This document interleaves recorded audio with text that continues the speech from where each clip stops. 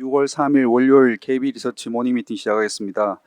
먼저 전일 마감 시황입니다. 임정은 연구원입니다. 네, 안녕하세요. 시황팀 임정원입니다. 지난주 증시 동향 정리하겠습니다. 지난 금요일 국내 증시는 투자 심리가 여전히 위축된 가운데 단기 하락에 따른 저가 매수세가 유입되면서 소폭 반등했습니다. 양시장 기관 순매수 속에 상승 출발했고 코스피는 외국인 선물 순매수에 힘입어 장중 1%대 반등하기도 했습니다. 그러나 달러원 환율의 상승이 지속되었고 외국인 현물 매도세가 확대된 점이 부담으로 작용하면서 오후 들어 상승폭 대부분을 반납했습니다. 금융주를 비롯한 대형주를 중심으로 매수세가 유입되었고 화장품주도 강세를 지속했습니다. 이 가운데 SK하이닉스는 고점 부담에 이틀 연속 매물이 출회되면서 19만 원 선을 하회했습니다. 다음은 해외 증시입니다. 미국 증시는 예상치에 부합한 PCE 결과에 안도하면서 다우 지수가 1.5% 상승했습니다. 반면 엔비디아가 이틀 연속 하락하면서 나스닥은 약보합으로 마감했습니다. 4월 PCE와 근원 PCE는 각각 전년 대비 2.7%, 2.8% 상승의 예상치에 부합했고 전월 대비로는 소폭 둔화세를 기록했습니다. 다만 연준의 물가 목표치와 아직 괴리가 크고 인플레이션 둔화에 큰 진전이 없었다는 평가에 증시 변동성이 확대됐습니다. 세일즈포스가 실적 악재를 딛고 7%대 반등하면서 다우지수 상승을 견인했고 델은 양호한 실적에도 이익 부진해 17%대 급락했습니다. 중국 증시는 5월 국가통계국 제조업 PMI가 예상치를 하회한 가운데 정책 기대감이 이어지면서 혼조세로 마감했고 유럽 증시는 예상보다 높았던 유로존 CPI 예비치 결과에도 6월 인하 기대가 유지되면서 보합권 혼조세로 마감했습니다. 관전 포인트입니다. PCE 결과에 안도하면서 다우지수가 올해 최대폭 상승했으나 반도체 고점 우려에 나스닥이 약세를 보인 점은 부담입니다. 다음 주 FOMC를 앞두고 연준 블랙아웃 기간에 돌입했는데 통화정책 영향이 제한된 가운데 이번 주에는 미국 고용과 제조업 지표 결과에 주목해야겠습니다.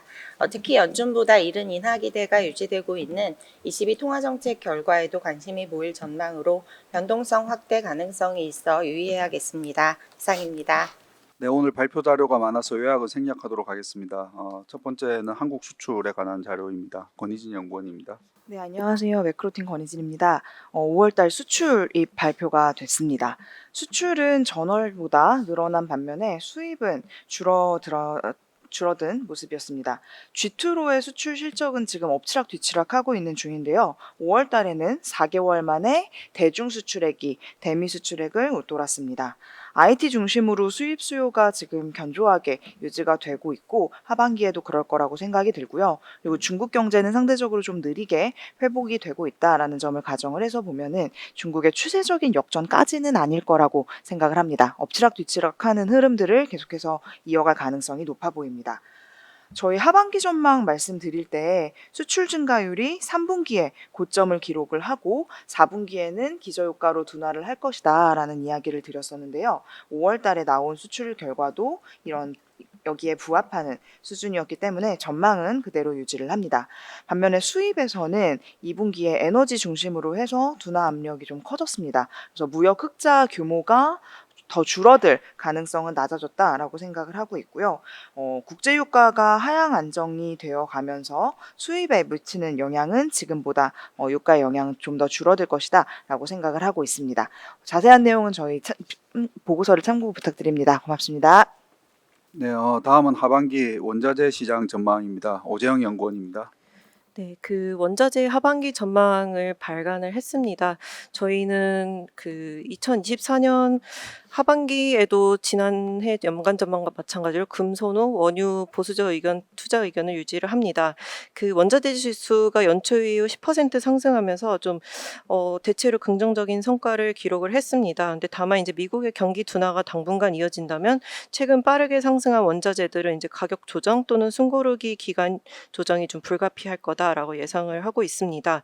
국제 유가는 70달러대 중반 하향 안정화 전망을 하고 있고 이게 수요 개선보다는 좀 공급에서 이제 오펙 플러스의 자발적 감산 이런 것들이 차츰 나오면서 좀 하방 리스크로 작용할 거다라고 생각을 하고 있고 금 같은 경우는 올해 연내 타겟 2,400에서 2,550달러 타겟을 유지하고 내년엔 추가적으로 상승하면서 좀 장기 사이클적으로 계속해서 상승한다라는 전망을 유지를 하겠습니다.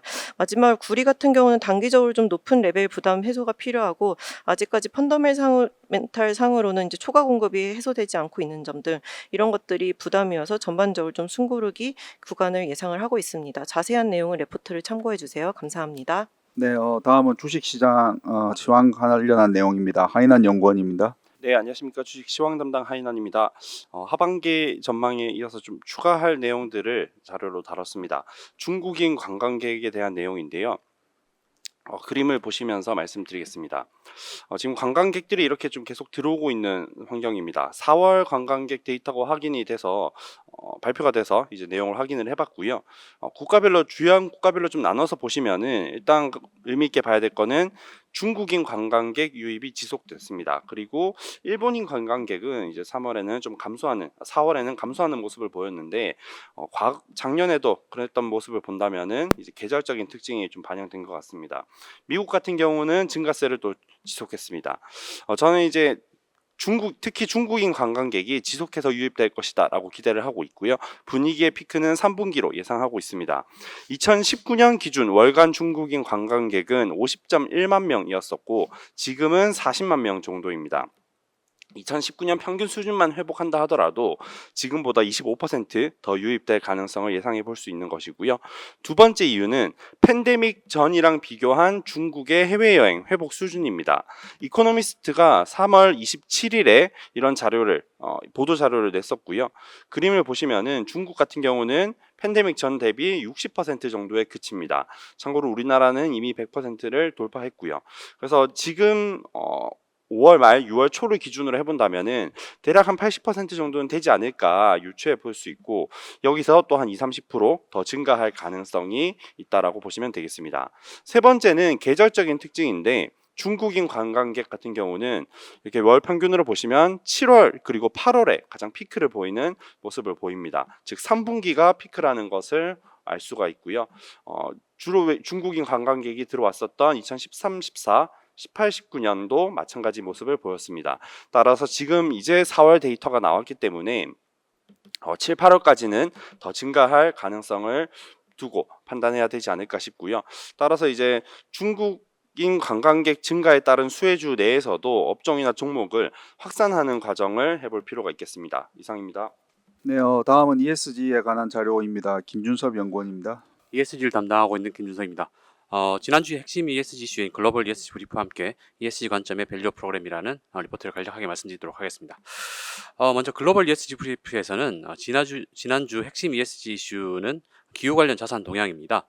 대표적인 기후 관련 자산에는 REC와 탄소 배출권이 있는데요. 두 자산 모두 가격에 영향을 미치는 이슈가 있었습니다. 먼저 REC입니다. 지난주 11차 전력 수급 계획 시행 계획이 발표되면서 재생에너지 인증서인 REC의 시장에 영향을 미칠 것이 예상됩니다. 산업통상자원부의 11차 전력 수급 기본 계획은 무탄소 에너지를 2038년까지 70%로 확대하는 목표를 공개하였으며 2030년까지는 52%까지 확대하겠다라는 부분을 강조를 하였습니다. 이 목표 달성 수단이 화두가 되고 있는데요. 일단은 재생에너지 설비 규모를 3배 확대하겠다. 지난 2022년 23기가와트 대비해서 72기가와트로 3배 확대하겠다라는 계획과 함께 신규 원전 건설 계획이 포함되었습니다. 일단 이번 신재생에너지 확보 계획은 COP28 그 정부 간 기후 변화에 대한 협약이죠. COP28의 합의 사항인 2030년까지 재생에너지 설비를 3배 확대하겠다라는 부분에는 부합을 하긴 합니다만 시장의 기대치보다는 적은 설치 계획이었습니다. 이에 따라서 REC 공급 측면 가격 상승 요인으로 보입니다. 다음은 자발적 탄소 시장의 변화 움직임입니다. 몇 차례 업데이트 드린 바와 같이 2023년 세계 최대 자발적 탄소 크레딧 인증기관인 베라의 인증 진위 여부 논쟁이 촉발된 이후에 탄소 시장 관련 신뢰도가 추락한 바 있습니다. 그러나 지난 28일의 움직임은 좀 독특한 부분인데요. 미국 백악관은 자발적 탄소 시장의 무결성 확보를 위한 7가지 원칙을 발표하면서 이 자발적 탄소 시장의 신뢰도를 높이기 위한 움직임이 지속 중입니다. 이 원칙은 법적인 구속력은 없지만 자발적 탄소 시장이라고 하면 7가지 원칙을 무조건 지켜야 된다라고 하는 부분을 강조를 하면서 신뢰도를 높이고 있는데요. 이에 따라서 이 자발적 탄소 시장이 부각될 것으로 보이고 있습니다. 이와 같은 동향으로 지난 23일에는 미국 빅테크 기업인 구글, 메타, 마이크로소프트와 같은 빅테크 기업들 중심으로 해서 2030년까지 최대 2천만 톤 규모의 자발적 탄소 크레딧을 구매하기로 하였습니다.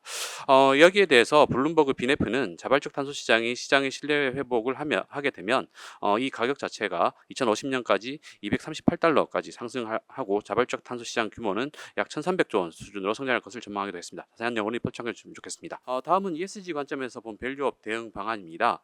ESG 관점에서는 세제 혜택의 수혜주나 또는 저 PBR주와 같은 이런 테마라기보다는 실제 이쿼티 스프레드에 주목할 필요가 있다라는 점을 말씀드리고 싶습니다. 이쿼티 스프레드라고 하면 ROE-COE 실제로 각 기업이 얼마나 수익성이 자본 비용보다 훨씬 더 좋은가라고 하는 부분에 있다라고 보시면 될 것 같은데요. 저희가 보고 있는 관점은 일본의 선행 사례입니다. 일본의 선행 사례를 보면 일본 같은 경우는 2023년부터 밸류 프로그램 시행을 했는데요. 페이지 3단계로 각 페이지별로 좀 국면이 바뀌었다라고 볼 수가 있을 것 같습니다. 페이지 1 같은 경우는 한국과 마찬가지로 저 PBR 주 위주로 움직이는 동향을 보였었는데요.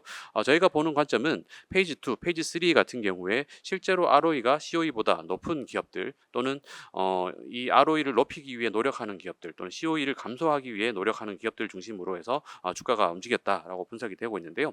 이에 따라서 저희도 그 밸류 프로그램 고도화에 따라서 이제 페이지 2, 페이지 3로 넘어갈 것이 예상이 되는 가운데 크게 3가지 아이디어로 좀 생각을 하고 있습니다. 이쿼티 스프레드가 높으면서도 낮은 평가를 받고 있는 기업들은 이 국면 변화에 따른 이슈가 될 것으로 예상이 되고 있기 때문에 주요한 투자처로 볼 수 있다라고 또 판단을 하고 있고요. 그리고 또 ROE를 분석을 해보면 결국에는 주주환원 정책과 자산 회전율 증가가 핵심이 되게 되는데 사실 시장에서 많이 관심을 갖고 있는 주주환원 정책보다는 자산 회전율 증가를 조금 더 긍정적으로 보고 있습니다.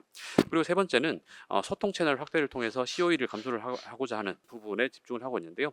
일단은 일본 같은 경우에는 다양한 소통 채널을 통해서 각 회사의 상태 또는 비전에 대해서 커뮤니케이션을 하는 기업일수록 좋은 주가를 시현한 바 있습니다. 이에 따라서 한국에서도 이와 같은 움직임이 예상이 되고 있고요. 이에 따라 저희는 지속 가능 보고서와 같은 다양한 채널을 도입하면서 실적 개선이 있는 기업의 좋은 성과가 예상되고 있습니다.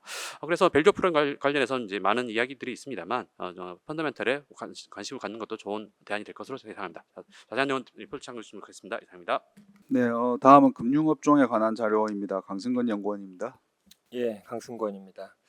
앞서서도 밸류 프로그램 관련되어 있는 ESG 관점에서 설명이 있었고요. 저희 금융업종 관점에서 좀 접근을 해보도록 하겠습니다. 올해 코스피 대비해서 금융업종들이 강세를 시현했습니다. 네, 이 상반기까지의 주가 차별화의 핵심은 자본 여력이었습니다.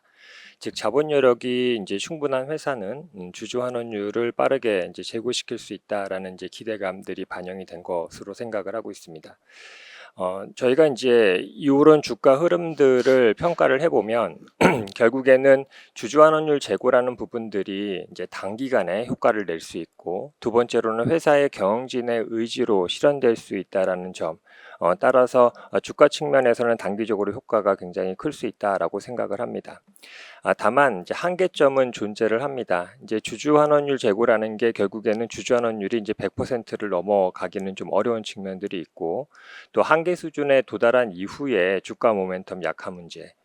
그리고 결국에는 주가라는 부분들은 ROE와 상관관계가 가장 높은데 주주 환원율은 ROE 하락을 방어할 수 있는 이제 효과는 있어도 상승시키는 효과는 매우 제한적이다라는 점입니다.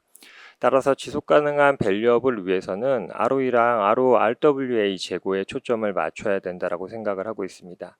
특히 금융업종 같은 경우에는 자본 비율을 관리를 해야 됩니다. 이런 조건들이 하나 더 붙기 때문에 결국 주주 환원율을 제고시키는 과정에서 CET1 비율을 방어하려면 결국에는 RORWA가 일정 부분 이상 상승하는 부분들이 유일한 방법입니다. 따라서 한국보다 밸류업 프로그램을 먼저 시행한 일본의 금융회사들은 대부분 타겟 ROE와 타겟 CET1 비율을 제시하고 이를 위해서 할 수 있는 방안으로 주주환원율 제고와 그 다음에 RORWA 제고 부분들, 특히 효율적 포트폴리오 부분들로 지역별 진출 전략을 구체적으로 제시한 것들을 저희가 특징적으로 확인을 했습니다. 저희가 이제 하반기 각 회사들의 자율 공시가 있을 예정인데요. 관련돼서 투자 전략을 말씀을 드리면 금융업종이 이제 밸류업 관련돼서는 모멘텀이 다른 업종 대비 높을 걸로 생각을 하고 있고, 금융업종 내에서는 금융지주가 보험과 증권 대비로는 선호될 것으로 생각을 합니다. 보험 같은 경우에는 지금 현재 국내 사업에 한정되어 있다라는 부분들, 또 단일 비이클로 인해서 자본 재배치가 어렵다는 측면들이 단점으로 나타날 것이고요.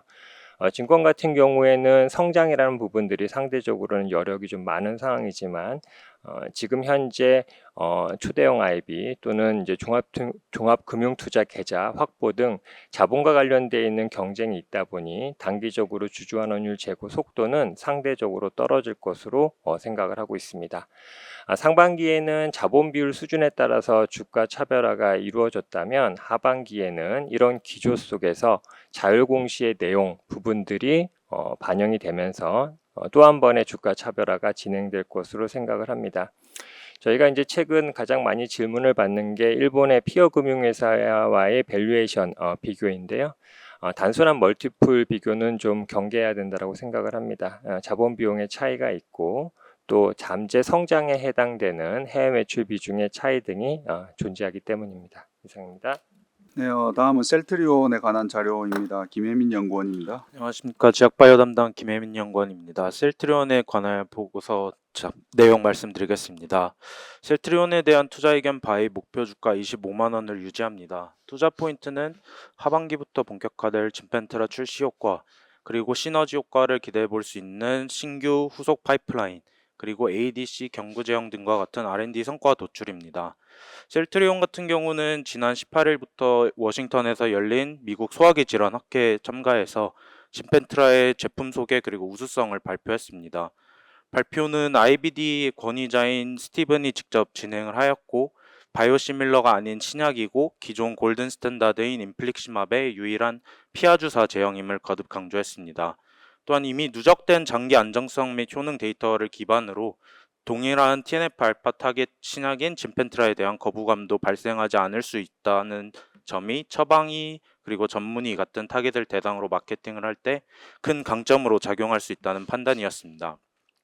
또한 임상학적인 데이터를 봤을 때도 크론병이나 궤양성 대장염 대상으로 했을 때 기존의 IB 제형보다 우수함이 관찰이 되었고, 특히 내시경적 조직학적 점막 개선이라고 불리는 높아지는 치료 목표에도 부합함을 확인할 수 있었습니다.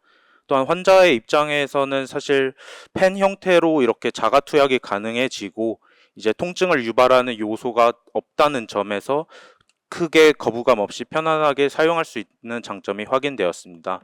좀 더 자세한 내용은 보고서를 참고해 주시면 감사하겠습니다. 네, 다음은 동국제약에 관한 자료입니다. 이수경 연구원입니다. 네, 안녕하세요. 스마켓 담당 이수경입니다. 동국제약 업데이트 드리겠습니다. 작년 1분기 출시한 미용기기의 실적 기여도가 증가를 하고 있습니다. 4월 론칭한 마데카 프라임 신제품의 사전 예약 매출이 1분기에 반영되면서 매출이 증가했을 것으로 추정이 되고, 미용기기는 향후 신규 성장 동력으로 자리 잡을 것으로 기대됩니다. 지난 5월 24일 동국제약은 중소형 가전제품 업체 위디닉스의 지분 50.09%를 인수를 했습니다.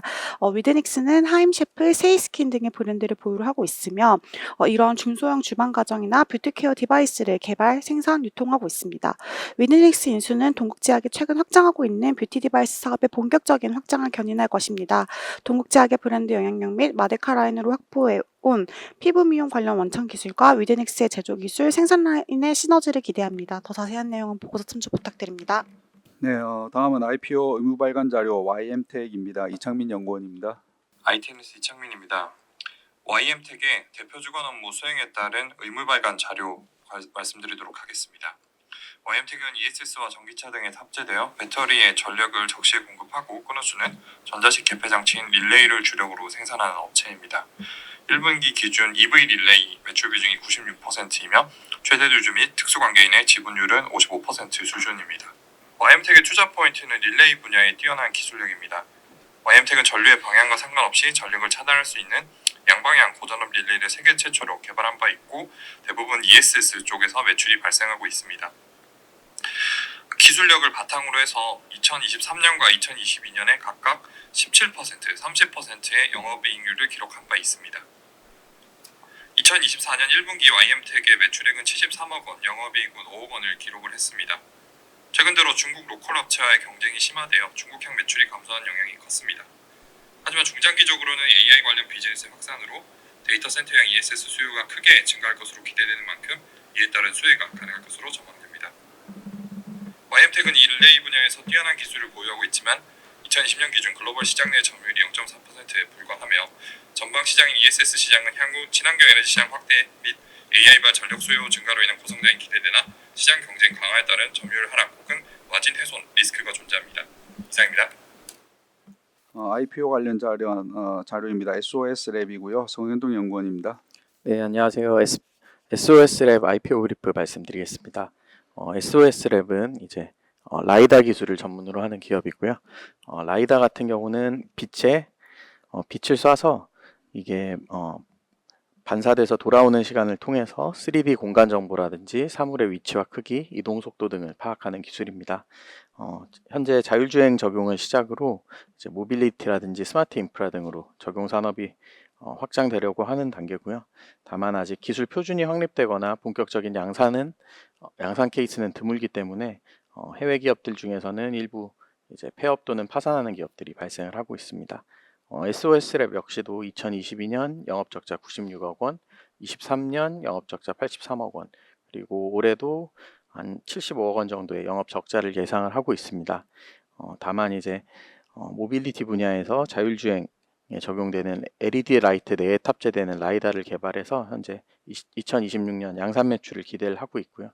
이에 따라서 회사는 2026년 영업이익을 148억 원으로 제시하고 있는 상황입니다. 리스크 요인은 이제 아직까지 자율주행 관련된 기술 표준이 미확립됨에 따라서 상용화가 지연될 가능성이 있고요. 또 낮은 판가 교섭력으로 수익성 확보가 좀 지연될 가능성이 있습니다. 그리고 마지막으로 오버행 이슈에 대해서도 점검이 필요할 것으로 예상됩니다. 이상입니다. 네, 다음은 해외 기업에 관한 자료입니다. 먼저 AI에 관한 자료고요. 김세환 연구원입니다. 안녕하세요. 미국 주식 종목 담당 김세환입니다. 저희가 팔로잉하는 AI 종목들의 현재 이제 성장성을 조금 점검을 해봤고요. 밸류에이션 종목 분석들도 한 내용을 좀 같이 말씀을 드리도록 하겠습니다. 일단 AI 시장 자체는 굉장히 빠르게 성장을 하고 있습니다. 이건 이제 어플라이드 머티리얼즈에서 논문을 통해서 제시한 자료인데요. 지난 반도체 시장을 4기 정도로 구분을 해보면 일단 80년대부터는 이제 소형화 시대였죠. 개인 PC가 보급되던 시기, 그리고 인터넷 PC가 보급되던 시기, 그리고 모바일 시기를 거쳐서 현재는 IoT와 AI로 인한 반도체 시장이 굉장히 빠르게 성장을 할 것으로 보고 있는데요. 그 기간이 굉장히 짧지만 성장률은 굉장히 높게 가파르게 성장을 할 것으로 기대를 하고 있습니다. 저희가 팔로잉하는 기업들을 밸류체인을 한번 분석을 해봤습니다. 일단 가장 기본적인 통신의 발달로 인해서 데이터 센터가 이제 클라우드가 계속적으로 성장을 하고 있죠. 이 클라우드를 중심으로 하드웨어와 소프트웨어를 조금 나눠보면 하드웨어 측면에서는 CPU보다는 GPU가 데이터 패턴 분석과 AI에 굉장히 적합하게 작용을 하고 있기 때문에 엔비디아나 AMD와 같은 GPU 기업, 그리고 HBM이 없으면 또 이 GPU가 돌아가기 어렵죠. HBM3 익스텐디드 같은 경우는 마이크론과 램리서치, 그리고 이 HBM에도 관련된 내용이지만 조금 더 저희가 세부적으로 나눠보면 미세공정 쪽에서는 EUV하고 게이트 올 어라운드 기술이 있습니다. 이쪽 관련해서는 ASML, 어플라이드 머티리얼즈가 있습니다. 소프트웨어 솔루션 산업 쪽으로 가면은 처음에는 이제 이 자사의 데이터들을 이 클라우드화 시키는 이제 그렇게 해주는 기업들이 있죠. 인포시스와 엑센추어가 디지털 전환 솔루션을 하고 있고요. 그리고 멀티 클라우드 같은 경우는 뭐 아마존이나 구글 여러 가지 클라우드를 사용을 하면서 이 멀티 클라우드 시장 자체도 현재 커져 나가고 있고 IBM이 중추적인 역할을 하고 있습니다. 그 다음에 데이터 관리 분석 시장 쪽에서는 빅데이터를 얼마나 잘 활용하느냐가 이제 AI의 가장 큰 최대 관건인데요. 이쪽에 이제 노코딩이나 빅데이터 분석, 레이크하우스 분석 이러한 이제 솔루션이 있고 다이나트레이스, 팔란티어 같은 테크놀로지 같은 기업들이 있습니다. 그 외에 이제 AI 플랫폼이 가장 수요를 일으키는 가장 첫 번째 플랫폼이죠. 오픈 AI의 챗 GTP, 그 다음에 구글의 제미나이, 메타의 라마, 그 다음에 세일즈포스의 아인슈타인 이런 이제 플랫폼을 기반으로 다양한 소프트웨어 솔루션 생태계가 지금 현재 펼쳐지고 있습니다. 마지막으로 주가 측면 부분을 살펴보면은 일단은 이익 수준을 반영한 장기 이익 수준을 반영한 주가는 조금 비싼 영역으로 도달하기는 했습니다. 일부 이제 뭐 AMD나 뭐 메타 이런 대형주 4개 종목을 제외를 하면 이익 수준을 반영한 주가는 이제 어느 정도 시장의 변동성이 나타날 경우에는 조금 더 반응을 크게 할 만한 그런 변동성 요인이 나타났지만 향후에 이제 24개월 저희가 포워드 기준으로 매출 성장률을 반영한 EV 세일즈 기업 가치 부채를 저희가 조금 더 여부를 놓고 결정을 했기 때문에 PSR보다는 EV 세일즈를 썼는데요. 향후 매출 성장률을 반영한 기업 가치를 저희가 살펴보면은 여전히 성장성 부분에서는 아직까지 이 성장이 끊기진 않았다고 판단을 하고 있습니다. 자세한 내용은 리포트를 참고해 주시기 바랍니다. 네, 오늘 마지막 자료입니다. 세일즈포스에 관한 내용이고요. 유중호 연구원입니다. 네, 안녕하세요. 미국 기업 분석 담당 유종호입니다. 세일즈포스의 실적 자료를 준비해 봤는데요. 세일즈포스는 앞서 발표드린 AI 자료에 들어가는 종목 중 하나입니다. 이번 1분기 2월에서 4월에 해당하는 기간 동안 매출이 예상보다 좀 저조하면서 주가가 약 20% 가까이 크게 하락했는데요. 이제 그 고객들의 지출이 단기적으로 감소하면서 수주잔고 성장 둔화 우려가 좀 나타났는데요. 단기적인 우려 상황이지만 장기적으로 보면은 일단 여전히 AI 도입 증가 추세와 그리고 제품 경쟁력에 기반한 이익 성장세는 전 유지될 것으로 보이고 있고요. 또한 장기적 관점으로 이런 이익 성장을 감안한 상대 주가는 저희는 분명히 동종기업 대비 저평가되어 있다라고 판단하고 있기 때문에 비중 확대 의견을 제시드립니다. 이번 실적을 보면은 매출액은 시장 예상치를 0.2% 소폭 하회했으나 주당 순이익은 시장 예상치를 2.8% 상회했는데요. 일단 구독 매출 같은 경우에는 전년 동기 대비 성장세가 나타났습니다. 그리고 단기 수주 잔고는 시장 예상보다 소폭 낮은 수치지만 여전히 성장을 이어갔고요. 영업이익 같은 경우에는 4.5%포인트 전년 동기 대비 개선세가 나타났습니다. 이번 다음 분기 올해 회계연도 2025년 좀 실적 가이던스를 보면은 매출은 일단 9% 성장할 것으로 기존대로 유지했고요. EPS 가이던스를 무엇보다 상향 조정했습니다. 일단 멀티 클라우드 고객들의 AI 도입 추세는 여전히 높고 그리고 2분기부터 데이터 클라우드 등 신제품 도입에 따른 성장세가 나타날 것으로 보이고 있고요. 이 영업이익률 또한 2%포인트 상승세가 이어질 것으로 보입니다. 밸류에이션 관점을 보면은 일단 이익 성장성을 감안한 상대 주가는 어도비나 서비스나 오토데스크 대비해서 저희는 저평가되어 있다라고 판단하고 있습니다. 일단 절대적인 관점으로 보면은 세일즈포스의 12개월선 ROE 같은 경우에는 시장 대비 낮은 수준이지만 최근 주주환원이랑 이익 성장이 힘입어가지고 상승세가 나타나고 있고요. 반면 12개월선 PB는 하락세가 나타났습니다. 이런 관점을 볼 때 저희는 주가 상승 여력은 더욱더 높아졌다고 판단하고 있고요. 그리고 이번 분기 최초 배당금을 실행했습니다. 지속적인 주주환원 확대는 주가에 분명히 긍정적인 요인으로 작용할 것으로 보고 있습니다. 자세한 내용 리포트를 참조해 주시면 감사드리겠습니다. 감사합니다. 네, 이상으로 6월 3일 월요일 KB 리서치 모닝 미팅 마치도록 하겠습니다. 감사합니다.